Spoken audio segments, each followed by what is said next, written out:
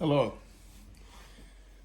It's a Saturday here today, and I had about an hour and a half between having to do two things. I called into a shop that I've been to many times before, and they have two sections. I've talked about this before in another video. I don't know when or how long ago, but they have a 50-cent section and a $2 section. And I never know how they come to decide what is a $2 album, what is a 50-cent album or CD. Sometimes they kind of make sense, but often they make no sense whatsoever. And I found a lot of really good albums in the 50-cent section. But anyway, today I picked up three things, and all three of them are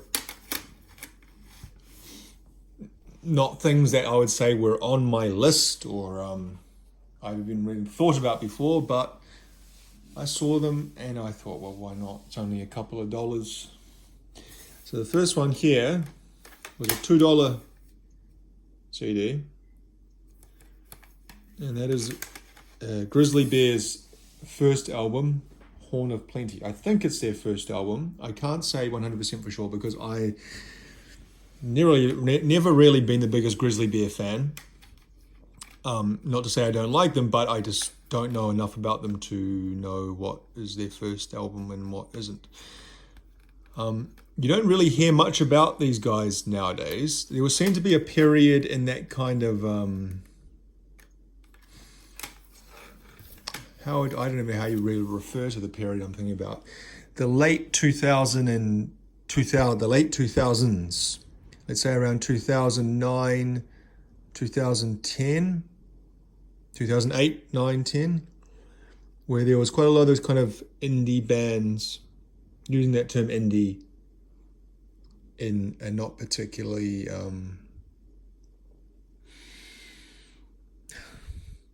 don't know. The word indie is often used and overused and given to things that aren't necessarily what I would say were indie. But there was kind of a I don't even know how to really class it. Anyway, it's not really important. These guys seem to be big around that time. And when I say big, I don't say big. They weren't big in any way whatsoever. I mean as in among the taste makers and things like that. These guys' names often came up in lists of things like albums of the year and things like that. But I never really did that much listening to them. There's another one there, Ariel Pink. That's a man. I think that's a guy actually, not a girl. There's another kind of one of those names that came up around that time. This is actually a double CD. So you've got the album CD itself for Horn of Plenty, which is a 14-track album. And disc 2, which is remixes. So we see the remixers. We got Efterklang. Seeing if I recognize any of these people. Safety says I don't recognize any apart from Ariel Pink on track 13. I don't recognize any of those people, and maybe that says a lot about my my knowledge of this kind of music. There's the second CD there. So certainly not the kind of thing you see around a lot. Grizzly Bear. This is a bit smudgy. No, it needs a bit of a wipe, I think. And not the kind of band, like I said, I'm familiar with some of their songs. The song that I know the most is that one called, God, I can't remember what it's called now. It was on the Twilight, the Twilight movies, those teenage girl vampire movies that were big around the same period, around that kind of the late 2000s, early 2010s. I had an ex-girlfriend who liked those movies. Well, I think there was 3 or 4 of those movies, and each of the soundtracks got progressively more alternative or indie. Where I think the first soundtrack had bands like Muse on it, and then they kind of got less mainstream as it went along. I think one of the directors, or maybe even the writer, got to select the music, and they kind of used their own personal taste. And so anyway, there was a Grizzly Bear song on one of those soundtracks. I've actually got two of the soundtracks over there behind me in the piles of soundtracks that I own. And I could probably dig through them and find them. I can't be bothered. But if you've listened to the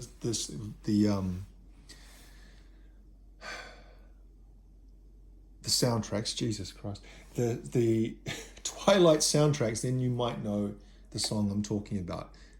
It's called The Something, and it keeps coming to my brain, like at the tip of my tongue, like The Afterlife. It's not The Afterlife, but something like The Afterlife, or the slow life, is it? The Slow Life. That sounds familiar. It might be The Slow Life. Anyway, that's a good song. I've always really liked that song. And there's a few other songs of theirs I've heard. But I've never really listened to them enough to kind of make any kind of concrete judgment on their music. So for $2, I thought, well, I'll give this a try. And I like the name, Grizzly Bear. I like bears. When I was a kid, I really liked bears. I don't think about bears. Anyway, and I actually think these guys are actually on hiatus. They're not actually together anymore, or at this time. This came out in 2005.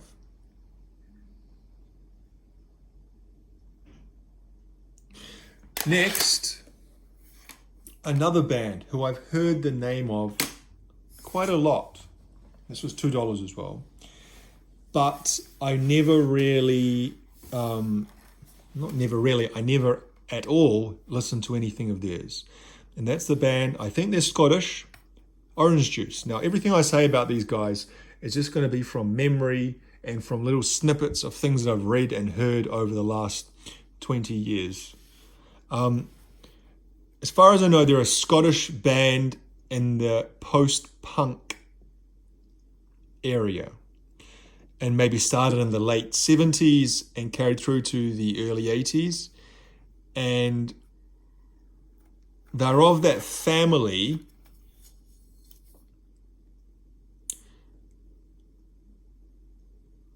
now. I was just seeing that name there. I just remembered something else. I remember Edwyn Collins, who was the singer and guitarist for Orange Juice. This is probably not very interesting to listen to. I know, me talking, kind of stopping and starting and trying to go through my memory.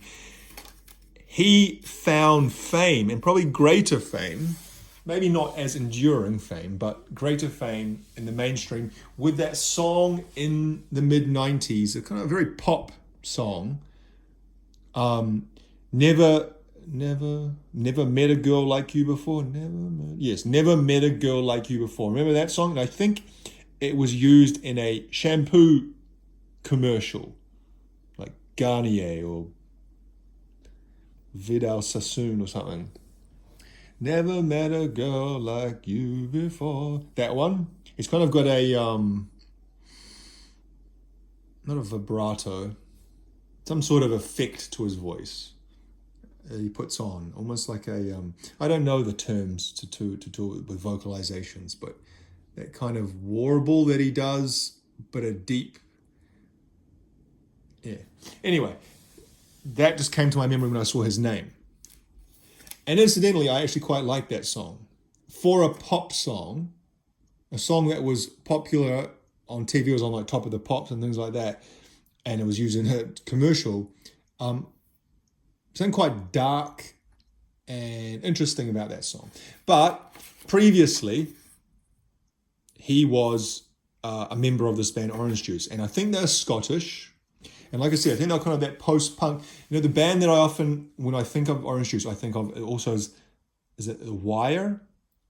Not The Wire, just Wire. I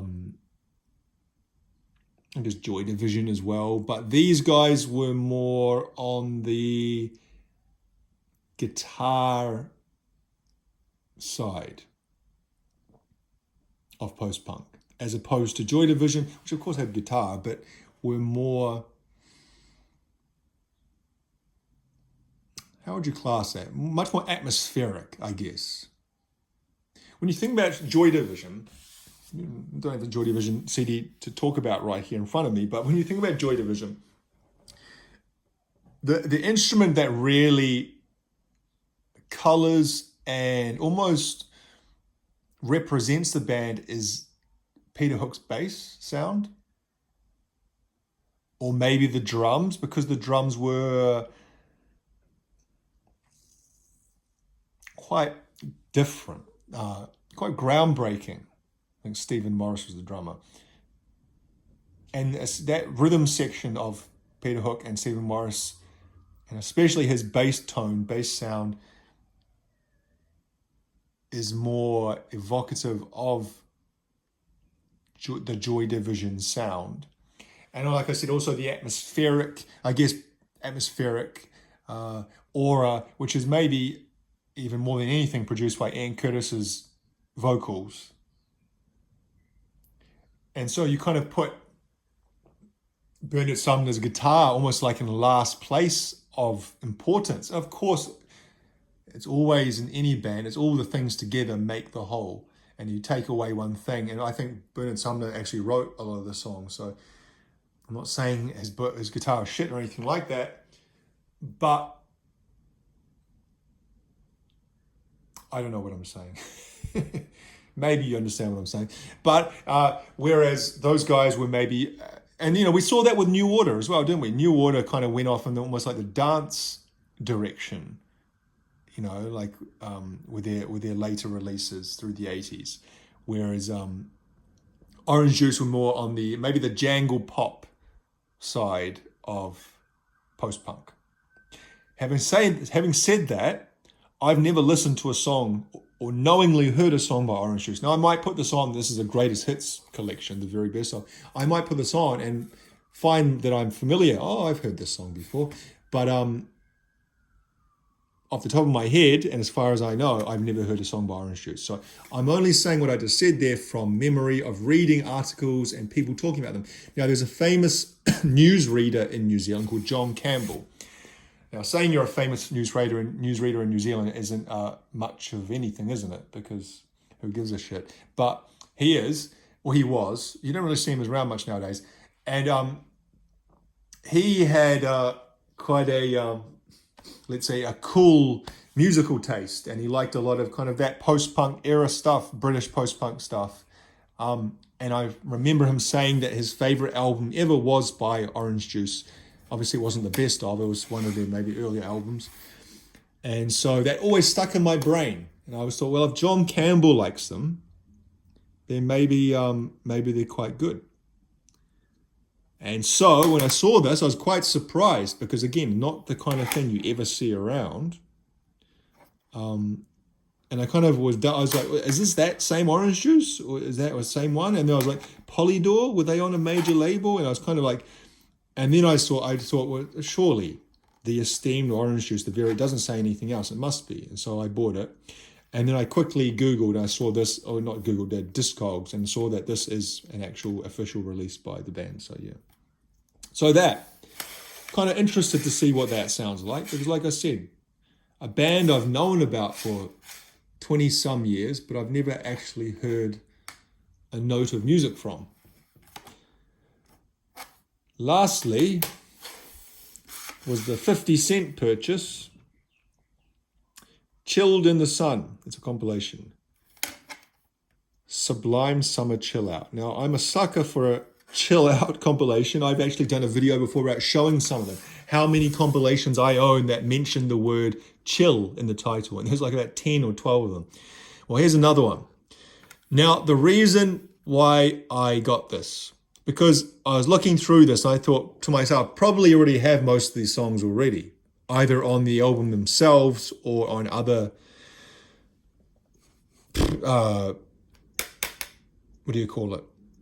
compilations. But the thing that kind of turned me was that, first of all, that last track there, Erland Oi, he's someone I want to listen to. And I've, again, kind of like Orange Juice, I've heard his name referenced and talked about, and I always thought he's probably someone whose music I would quite like, but I've never actually listened. And I thought, well, here's a chance. And the other one was Kings of Convenience. Now, I've done a video about a Kings of Convenience album I bought about 6 months ago, probably. And I talked there about the song, The Weight of My Words. It's a beautiful song. One of my in the last 4 years, one of my favorite songs. And how I first heard that song as a remix by Fortet. 4TET. I don't know how you say that band. Is it Fortet or 4TET? The Tet Offensive, I'm not sure. And then after I heard that, I really liked the remix, so I went back and listened to the original version, and that kind of opened me up to Kings of Convenience, where I bought an album and listened to all this stuff. Well, here's another song. I don't know what I can save you from, and this is a Röyksopp remix. Now, this is kind of like a double banger for me, because I like Kings of Convenience, and I also really like Röyksopp. Two Norwegian acts that I really like both of. So to hear them working together in the remix format could be very interesting. So I thought, well, I'll give that a try. And the thing about remixes, and this is something, one of the things about physical media like CDs or records or whatever it is that you'll often find things like that. And this is probably the same I could say for the Grizzly Bear remix album as well, is that these remixes are done. And that kind of used to be quite a popular thing, wasn't it? That for bands, they'd release an album and then they'd kind of, as like an added value, they'd do a bonus disc remixes. And it was kind of like a popular thing to do, is to get some of your songs remixed by semi-famous DJs or producers and things like that. And a lot of those remixes are kind of...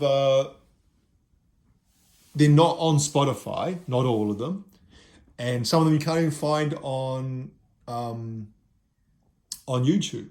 They're kind of like lost media almost. There are a few examples like I've thought of over the years where I used to have the remix CD and then I couldn't find that actual track from the CD that I used to have. There's a Blur remix. And Blur released a remix album. I think I've actually shown it on this channel. And they had remixes, again, like I was bonus CDs over the years.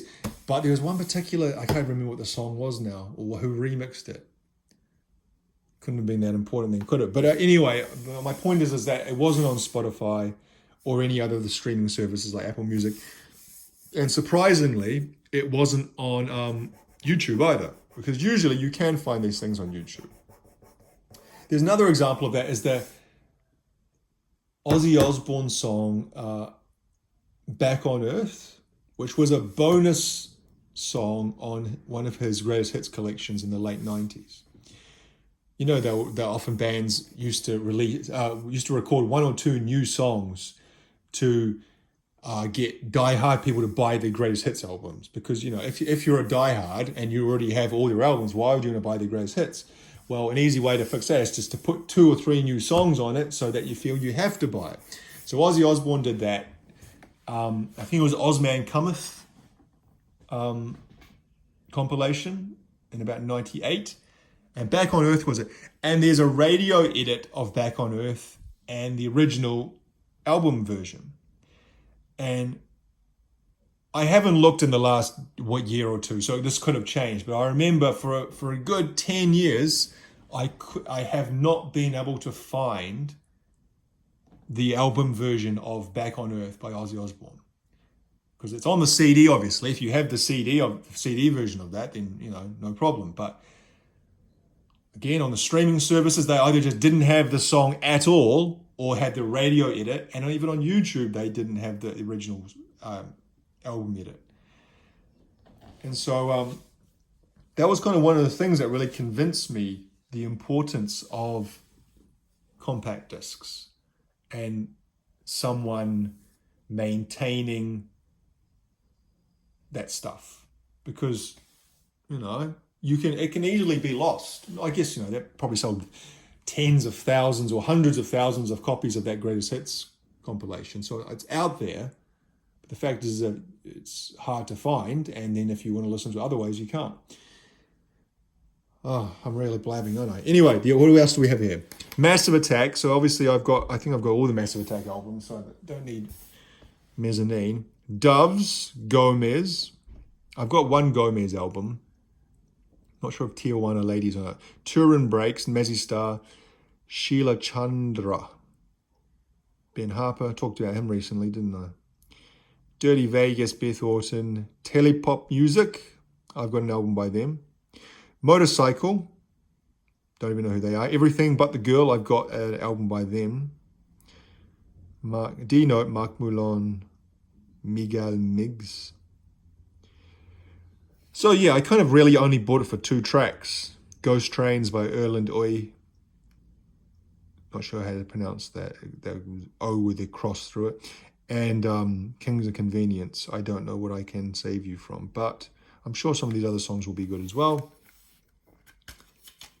And I can add it to my ever-growing list of chill-out compilations, or compilations that mention the word chill or a variation of that.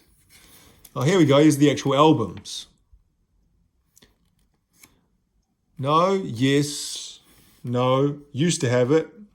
Got rid of it. No, don't have that one. I've got the one with the 2 guys sitting on the front, which I showed you on the video. No, no.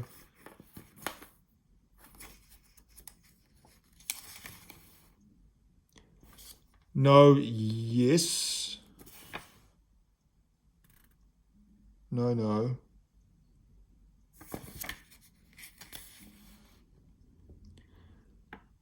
No, no, yes, yes. No, no. Okay, so I only have a couple of them. I only got 3 or 4 of them. Anyway, 50 cents. What's the worst? The worst that could happen is that it's not good, and then I have to get rid of it. But that's really not that bad of a thing, so I'm okay with that. So what else? That's really all I bought. Well, not really. That is all I bought. Haven't really been looking much recently at all, for various reasons, but part of it is I go in cycles where, if you remember early this year in January, especially during my holidays where I wasn't working, I really kind of made a push and visited almost every store in Auckland that I could. Also, my family were away at that time, so I had a lot of free time on my hands. And then since then, February, March, April, and now into May, I've been kind of popping in and out when I had a chance, but not really finding that much, really, but finding the odd thing. But I'd say probably less than before. And that's not for any real particular reason, I guess, just kind of, I feel like it's harder to find good stuff in the shops now, so I don't go as much. In saying that, I've actually ordered 2 CDs, new CDs from Europe, because that's the only place I could order them from. It's now been, what's today, the 25th, so it's been 3 weeks I've ordered them. And the last time I checked, the UPS package had stalled in the Netherlands. It originated in Germany, so it's made it across the border, but unfortunately not past the Netherlands. Well, it might not just be updated, because sometimes they don't update it. I hope that's the case. I hope it's on a plane or a ship, or hopefully not a ship, because it'll fucking take forever to get here. But because you pay so much money for shipping to New Zealand, and then it still takes weeks or months to get here. So hopefully that hurries up, and then when that comes, I can show that something quite different. But yeah, I guess I'll leave it there, because I don't really have much else to say about anything. So thank you for watching. Hopefully whoever is watching this is well. Life is going good. If you're in the southern hemisphere, you are coming into winter. If you're in the northern hemisphere, you're coming into summer. let's hope it's not too brutal a summer for the Northern Hemisphere, because there's been quite a few brutal summers, haven't there, recently, over the last decade. I was actually living in the Northern Hemisphere through most of the 2010s. And there were a few pretty intense summers. Sometimes I think an intense summer is worse than an intense winter. I guess it depends on how your body acclimatizes to the cold or the heat. Anyway, I will leave it there. I'm just going to blabber otherwise. Thank you for watching.